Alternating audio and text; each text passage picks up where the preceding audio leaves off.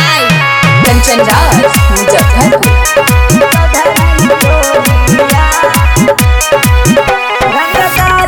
चौधरी जी के चल देख पवन हाउ बाहुबली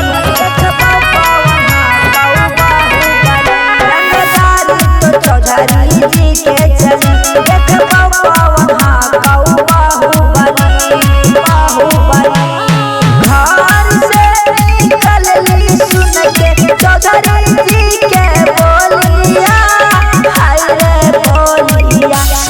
दिलवा ले गल चौधरी टोलिया हाय रे बोलिया दिलवा ले गल चौधरी टोलिया हाय रे बोलिया दिलवा ले गल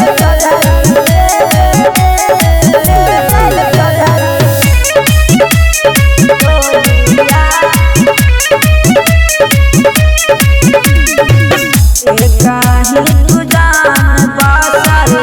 आही हमरा मान में जदी केहू बोली ओकरा भेज दी शमशान में भेज दी शमशान में जब तू चौधरी जी बांधेला पागाड़िया डर से केहू ना बोलिए वारिया देख के महाई गई से बनियन गालिया हाय रे बोलिया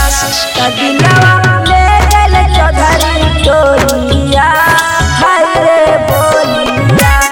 दिलवा ले गल चौधरी टोलिया हाय रे बोलिया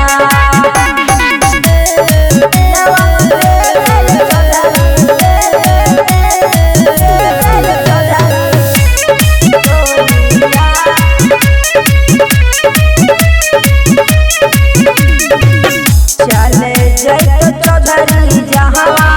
केहू नाही बोली तोहरे चलते जान खाली चले जय बोली चले जय बोली सुनला दिली राजा मोर सवारिया तोहबा केहू ना डाली अपना जालिया लेके चला चौधरी जी तू आपन घर गालिया हाय रे बोलिया दिलवा ले गल चौधरी टोलिया हाय रे